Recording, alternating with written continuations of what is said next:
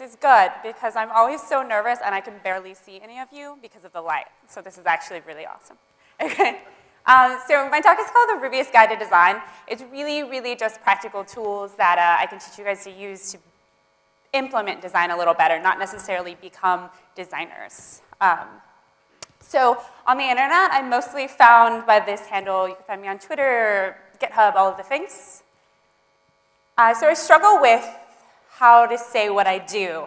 I kind of straddle the line between designer and developer. I write a lot of code, but I also am considered by most people as a designer, but not necessarily in one specific space. Like not a visual designer, not just a UX designer, and not just an interactive designer. We kind of do all of those things. So a better way to say it is sort of like I build things, and I write code, and I get to work on a lot of really awesome projects. So I consider myself sort of a unicorn. I'm sort of something that's sought after by a lot of companies who want to work more efficiently, especially companies that practice things like Agile. So about a year and 4 days ago, I joined GitHub as the only woman committing code. But don't feel too bad for me because in the last month, thank you.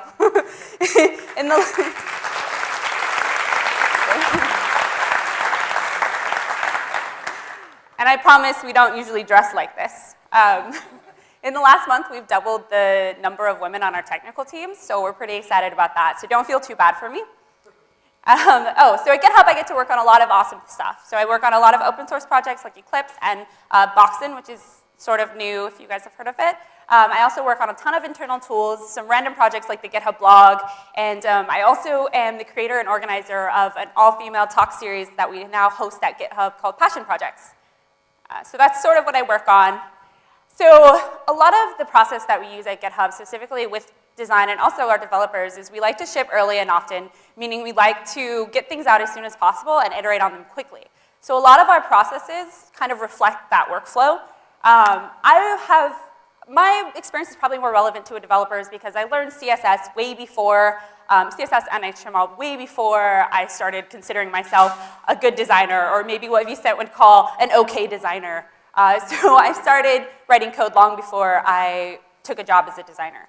And I was always really frustrated with the idea of mocking something up or creating a comp, and then having to translate it and actually just duplicate the work in CSS and HTML. And as you know, a lot of things don't really translate pixel for pixel when you're talking about a high-res comp going into code and how it looks in different browsers, especially when you're talking about colors and images and different sort of transition type things. So I started really following the process of trying to start my projects where they're going to live. And because most of the projects I work on are web applications, I usually start somewhere in the browser. So I'm going to talk about three different things, three different actual parts to my own design process, and that's really just getting started, implementing visual effects in CSS, and then also prototyping, which are all things that help me move a little quickly. And I sort of like mirroring those things in the idea of building something, deploying it, and then iterating on it. And everything about my process kind of helps me do that a lot more efficiently. So starting with a blank page, just if you spin up an index.html, if you just see that index.html, it's all white, unless you have some kind of default Rails styles that you're working with. It can be incredibly intimidating to know where to go from there. So I like to start really, really simple, and this kind of sounds kind of insane, but I like to start with paper. And I have all these sketches in my notebook. I'm not the greatest illustrator. My sketches are terrible looking. There are actually developers who make much greater sketches than I do. But I actually end up sketching out a lot of my markup. So I know exactly what I want to implement when I get to writing code. And it helps me move a lot faster because I found that if I just start with a text editor in an open browser, what I end up doing is going a million different directions, and it ends up wasting more time than it would have if I would have started in Photoshop. So to find a direction, I usually start on paper, but you don't always have to start with absolutely nothing, especially if you're a developer. You don't feel super comfortable with the idea, sort of maybe Justine talked in her talk about color theory and that sort of stuff. You can always start with a foundation. A lot of these foundations are sort of referred to as CSS frameworks, sometimes not so deservedly so, but there are a lot of them, and they help you move really quickly. So I'm going to answer the question of, what is a CSS framework? The easiest explanation for me is probably a lot of stuff you aren't going to need. So when you're deciding, what framework you're going to use or what parts of it you want to use, you usually want to look at what problems are you trying to solve specifically with the code you want to implement. Something that addresses like an actual need that you have, not just throwing in all of Bootstrap, and letting it live in your code base forever, because it can get really cluttered and it makes it a lot harder for designers to jump in and be productive in your code base. So I'm going to help you make a few choices and give you a couple options. And eventually, when you use one of these frameworks, you want to rip everything out that you're not using in the end. Don't let it all just sit in your code base and affect your performance, and you have all these classes that you're not necessarily using. I've inherited so many front-end projects that just have literally probably 10 or 11 different CSS files that not a single class of them are being used, and it's insanely hard when you're trying to find things and work on them, basically. So grids can be really, really, really fucking useless. I found that often for me, when I use a grid or start out with a grid, my code ends up looking like this, when it's just one container where I set a width and then give it a centered margin. So this is a lot simpler, I guess, than writing, than keeping the 340 lines of code that actually come with a grid, something like 960. They can be really, really good at helping you format content and telling you where to put things, especially if you, especially with visual patterns as far as navigation, information hierarchy type things.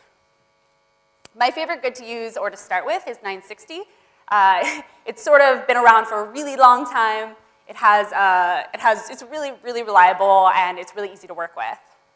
And even if you don't end up using the grid, there are some really great tools that come along with it that are really helpful when you're designing in browser or you're just trying to implement things and display them on a page correctly. One thing is the bookmarklet.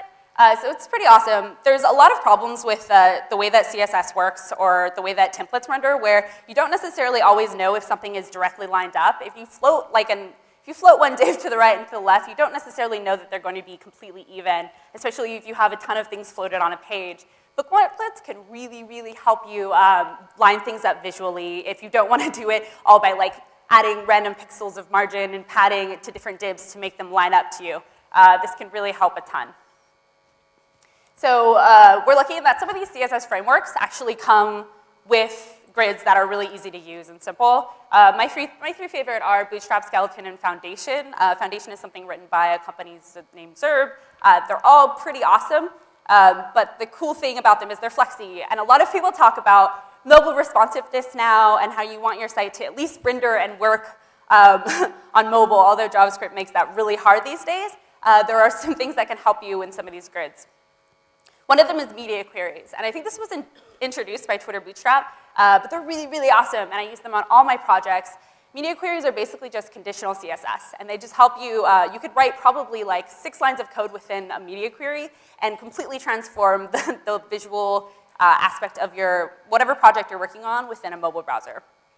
And it doesn't require any JavaScript queries or anything like that. You don't need to load any jQuery on your page, which actually makes it a lot more lightweight and a lot faster and snappier.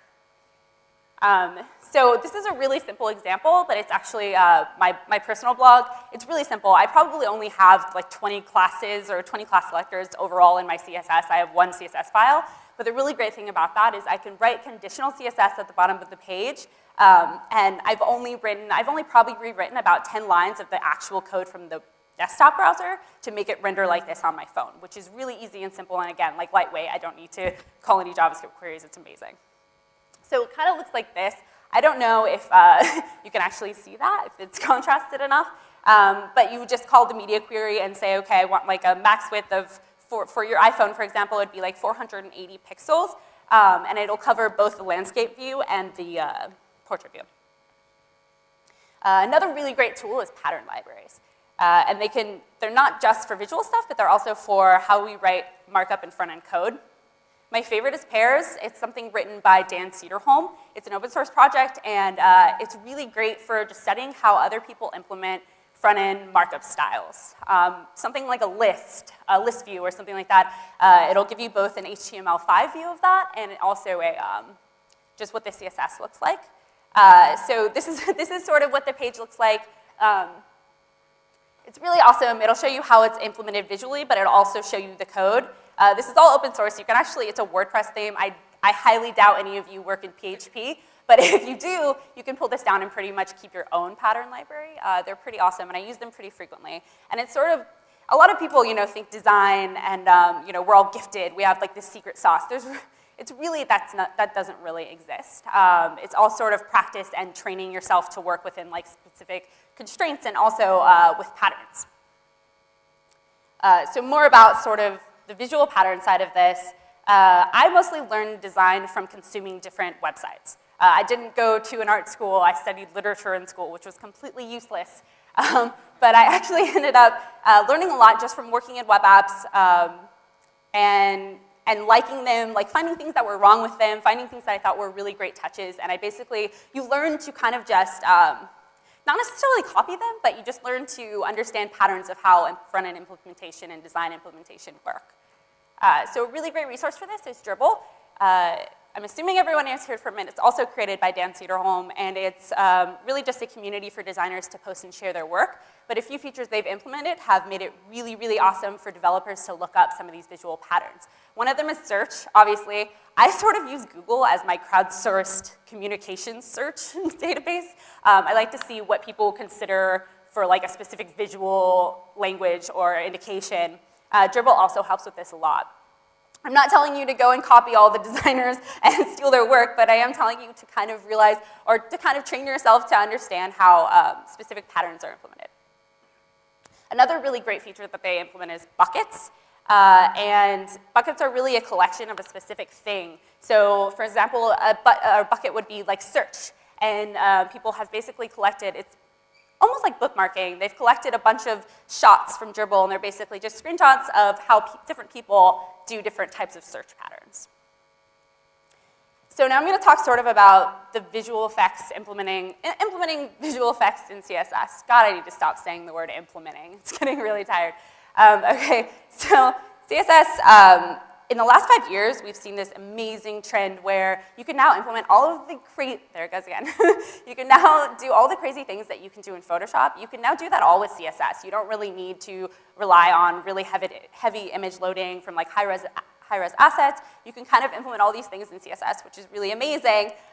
One book that's really, really great for this is CSS for web designers, and it's really great because it takes you from the perspective of like a developer, someone who writes CSS, and teaches you web design through CSS. So it's not like you don't need to understand really high-level design concepts. It's not really I don't know, conceptual. It's really, really practical, and it will tell you about all the new CSS3 features that we've kind of developed over the last like 5-6 years maybe. So a lot of these can be seen on this page. It's really great. So some of the CSS3 features are like multiple background shadows, and you can see all these on this page. Hover effects, things that used to only be able to be implemented by JavaScript are now really easily handled in CSS and perform really well across all browsers. Newer browsers. I feel really lucky in that GitHub, I don't have to optimize for IE 6 or 7. We get to move past that and optimize for all of you wonderful people who are developers and are using modern browsers, and it's such an amazing thing. So I feel really lucky. If you can't do that, if you're working for a company or working on a specific project for a client, that doesn't really allow you to use what would be kind of called experimental features, what you can do is really learn graceful degradation, and that is using some of these features, but making sure they degrade gracefully with older CSS styles that are a little more bulletproof. Some of these other really awesome CSS features are opacity. You can now use RGBA for pretty much everything, which is fantastic if you don't have all of the time to spend in Photoshop color picking specific things for text shadows, background colors, hover effects, everything like that. And you can check this out at this web address. I hate saying URLs out loud. I refuse to do it. So icon fonts saved my life. I am not a great illustrator. I know you're probably thinking, how did this girl get her job? She pretty much just talks about what she's not good at. So icon fonts, really, really, really awesome. We use them on github.com. We call them octagons. You've probably seen them or seen the blog post explaining kind of how we created them. I am not responsible for them, but I thank my coworkers every single day for having created them because they allow me to work better in the browser. I don't have to create any images in order to mock something up in the UI. I can just plug in these icon fonts, and they've been around for a little while now, but now they render really quickly. They're not really heavy on performance, so everyone can use them. and they're really accessible. No one should go and create their own icons for a website unless you're selling something that's really expensive. Use something like an icon font to get going really, really quickly and to not have to think about a specific visual language. A lot of these icon fonts are really good at being sufficient in communicating specific things and interactions with your users. So how we do it on GitHub is really simple as far as on the markup side. We basically just create a span, and we give that span 2 classes. One of them is mega icon or mini icon, and that delivers sort of the, what size is this icon going to be, what font size it's going to be, what's the width, what's the height, what's the line height, all of those things. And then we give it what we want the actual icon to be. And it's really cool. We actually pass the Unicode through a content tag in the CSS. So we don't actually include anything in the span class on the front end side, which is really awesome if you're updating things for that specific icon, because that means you don't have to go through and find all those things in your front end template and update them there. You can just do it in your CSS. So what that renders like is this. You see a black tick hat just from adding those 2 classes. That'll save you so much fucking time. You won't ever have to go and dig around and update.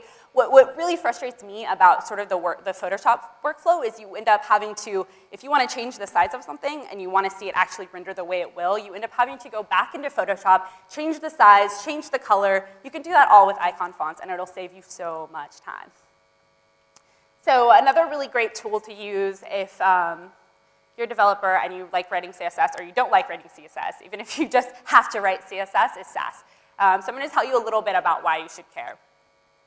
Sass is actually just a series of preprocessors. So what your users see on the front end isn't changed at all. It just compiles down to plain CSS. So you're not really impacting it as too much on the front end, but what you're doing is you're basically giving yourself a lot of different features or tools that are almost sort of a little more object-oriented the way that Ruby is. And one of those tools is this idea of passing in variables. You can actually define variables in your CSS files, like gray in this example, and then what I can do on top of that, and this is almost, you want to be careful because you don't end up over-engineering these things, but that can tend to happen, so just use your brain. But you can pass in a variable and you can say, okay, I want to actually lighten this color. What this is specifically useful for is things like buttons, things that you want to have pop off the page. You usually want to make the top border a little lighter than the dark border. So I can actually say, okay, let's pretend gray is the color of my button. I want to make the top border, a little lighter, so I'm going to pass in the variable, and I'm going to say make this border 10% lighter. So the browser is doing all the work, and it's a browser. Let the browser do the work. You don't have to. So this allows me to stay in my text editor, and I can basically just write in this variable and play with it as much as I want and hit refresh, and it actually just does all the work for me. I don't need to leave. I don't need to go to Photoshop and color pick around or color pick the entire internet. I can just do this, and it's really simple and really fast, and it's not hardcore on the performance sides of things. So you can do the same thing with darken, obviously. There's a couple other things you can pass in, like hue and saturation. Those are a little more complicated, and I don't find myself needing to use them as much, but something like this is incredibly useful. So another really great aspect of Sass is how it handles errors. If you've ever tried to debug CSS, like plain CSS, it's really hard because nothing is ever thrown to you to tell you the exact line.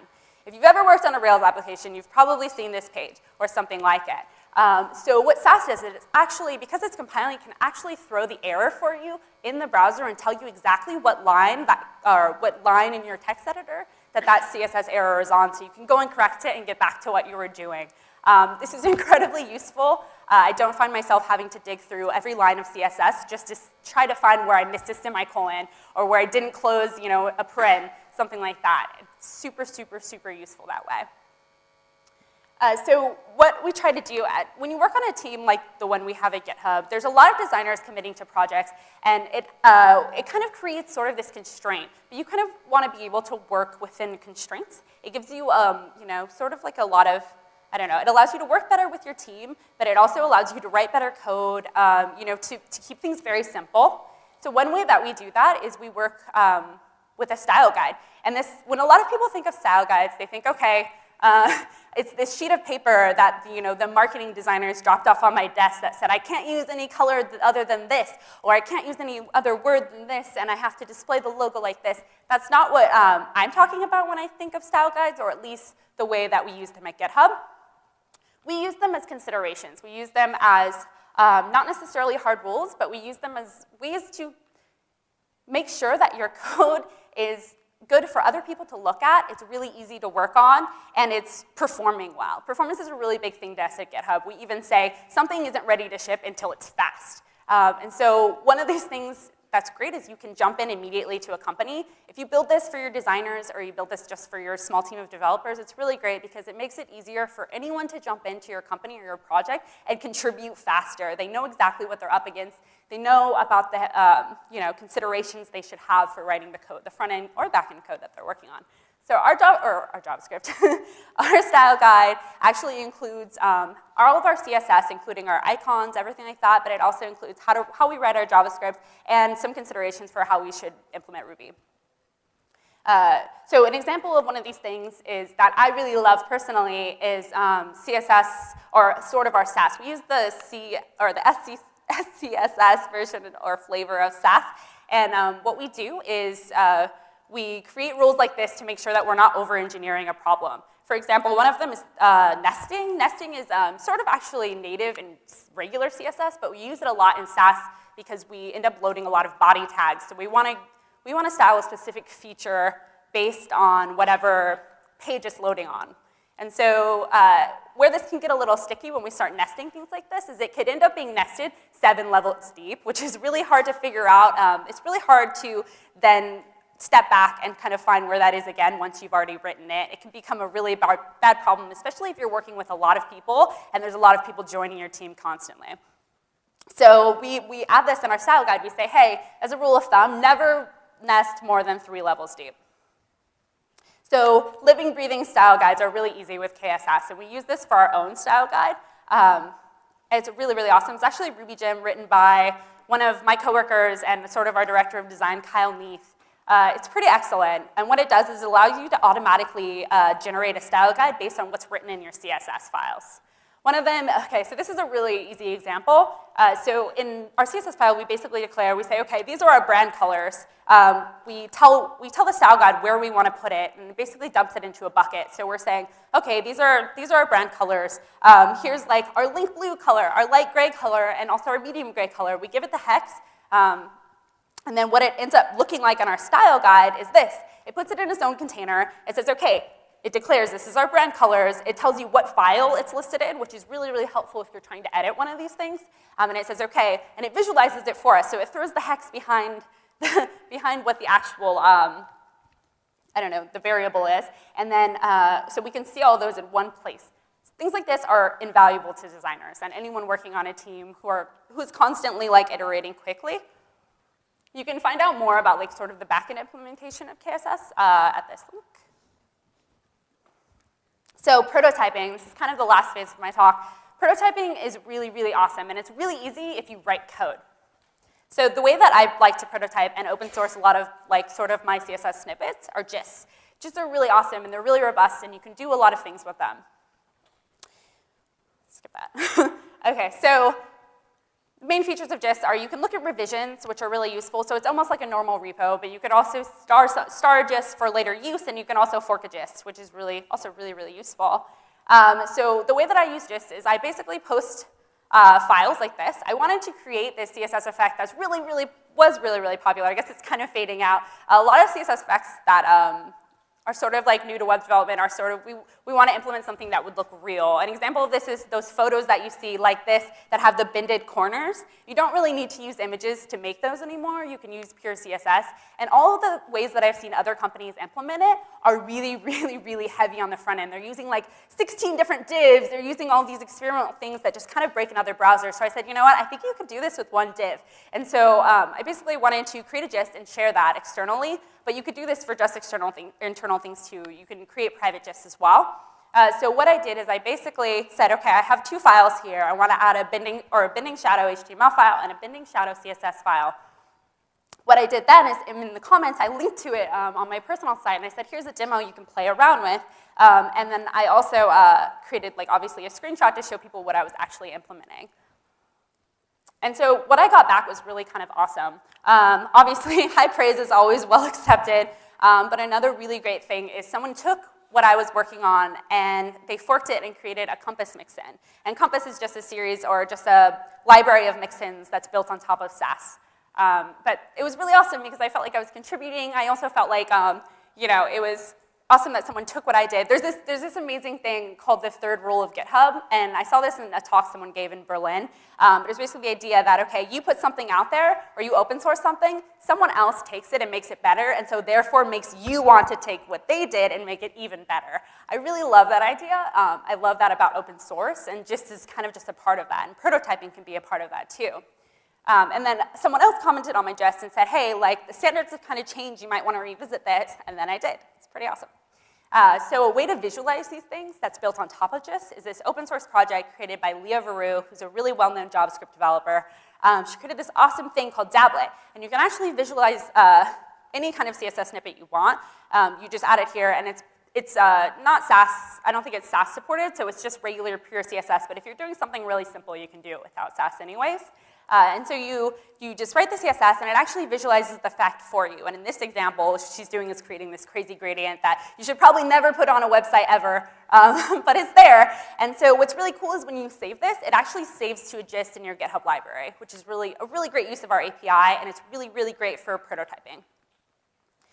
One more thing. Pull requests are a really awesome design tool. We use pull requests every day to, not only just in our developer workflow, but we use them to post screenshots, annotated screenshots, and to help get feedback from people, but it also allows you to go back and look at the history of design decisions on a specific project so that you're not just going into a project, deleting a bunch of code and not considering what your coworkers have done before and why they made the decisions that they made.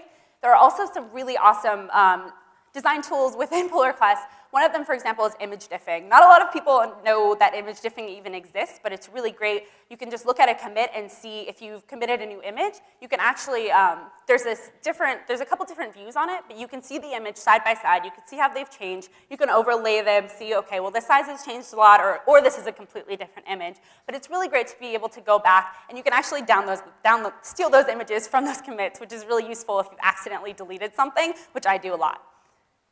So I've listed, it saves you from yourself, basically, which is pretty great about GitHub. So I've listed all these things on my website, and that's the link. So if you have any questions, feel free to throw them at me now, or just come bug me later. I'll be around. And just thank you guys for listening to me.